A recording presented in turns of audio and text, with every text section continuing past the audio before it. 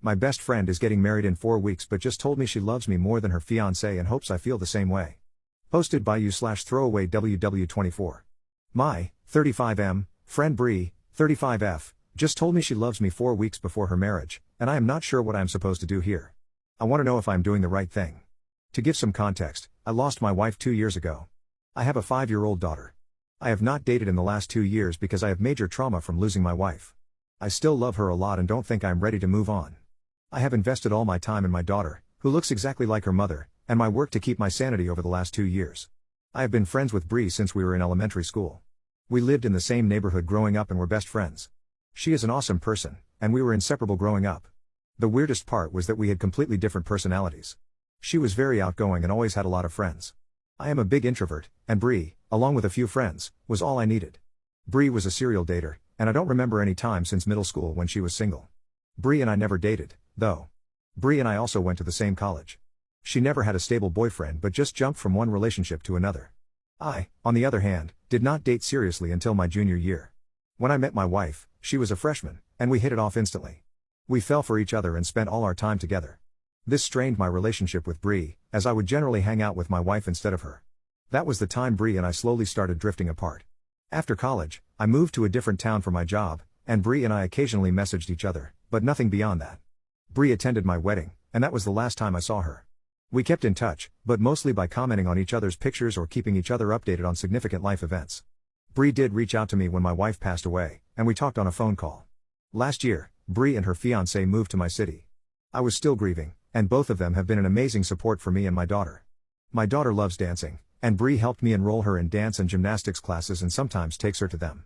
I also became good friends with her fiance, who is indeed an incredibly good man.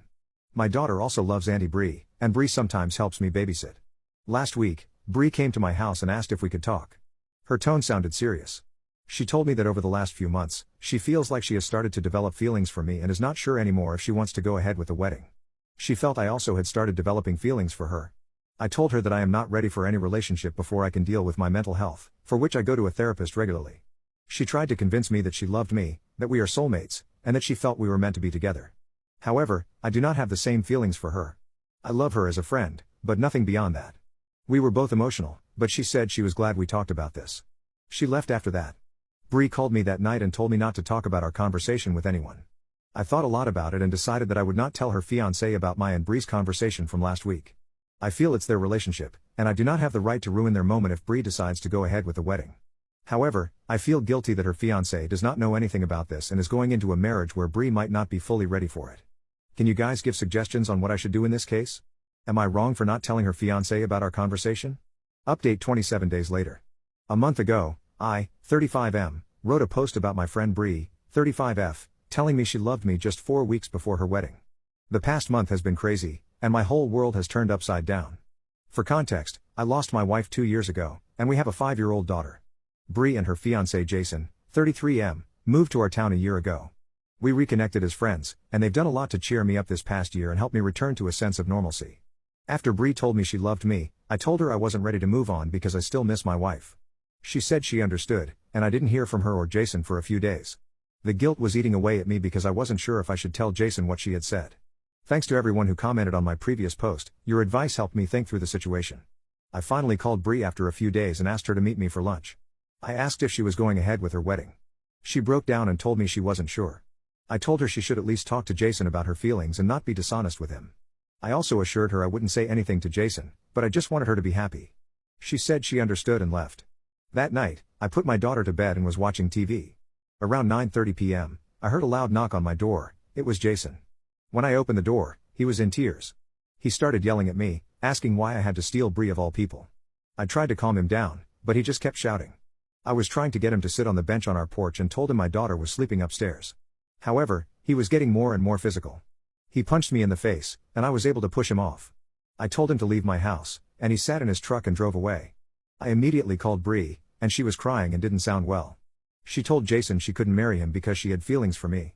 After the physical altercation with Jason, I was really scared for her. I told her to gather some clothes and get out of the house. She did and came to my place. I didn't feel she was safe with Jason. I consoled her for almost 2 hours and eventually got her to sleep. The next morning, we called her parents to let them know what had happened. Bree kept a brave face, but I could see how much she was hurting. Her parents asked her to take a few days off and come home immediately. She flew out that evening. Over the next 2 weeks, the wedding was called off. Bree and I spoke every day, and she was exhausted.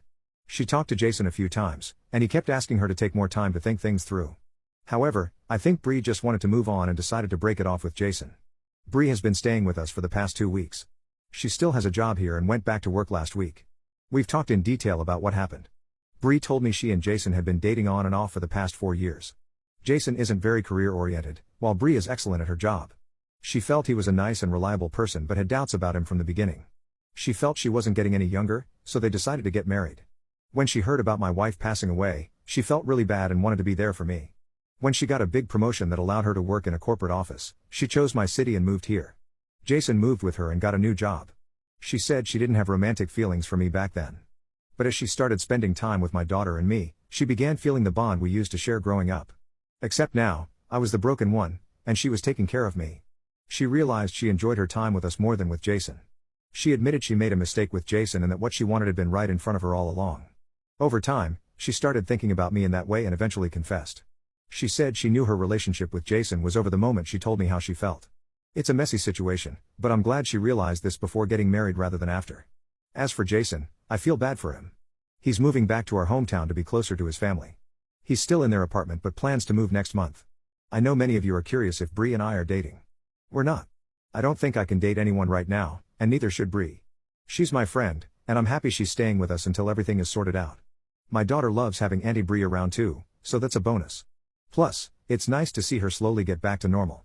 Thanks again for your support during my last post. Cheers. Second update 8.5 months later. I wrote a post 9 months ago about my friend Bree telling me that she loved me a few weeks before she was supposed to get married.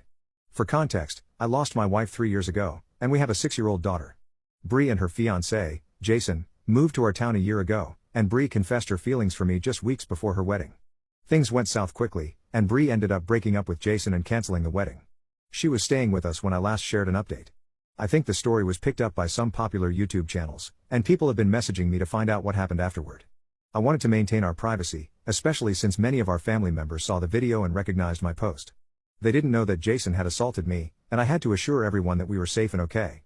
I'm feeling particularly happy this week, so I thought I would share an update. Firstly, the reason Bree moved in with us while Jason was still in town was that I had a temporary restraining order against him. Bree also filed for one but was denied, as he had never directly threatened her safety. She said she felt secure with us because of the TRO, and I agreed. Jason didn't cause any issues after that, though he continued texting Bree, asking her to work on their relationship.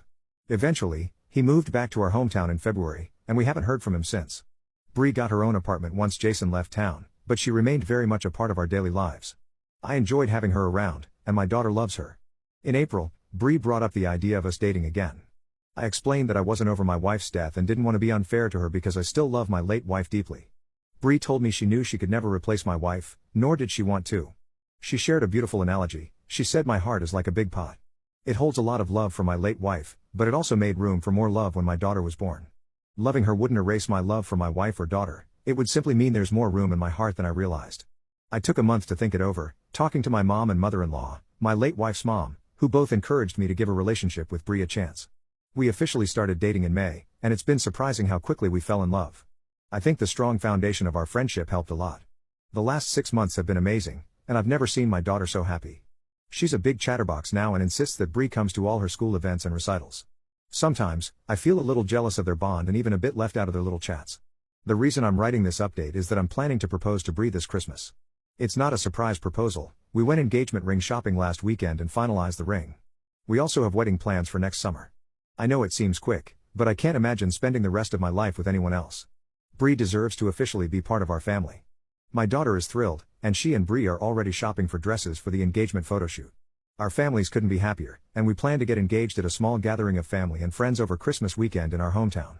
I know some people judged me for taking Bree in after she left Jason, and others judged her for leaving him at the altar. Life isn't easy, trust me, and things don't always go as planned. But I'm grateful Bree found the courage to tell me how she felt back then. Thank you all again for your support on my last post.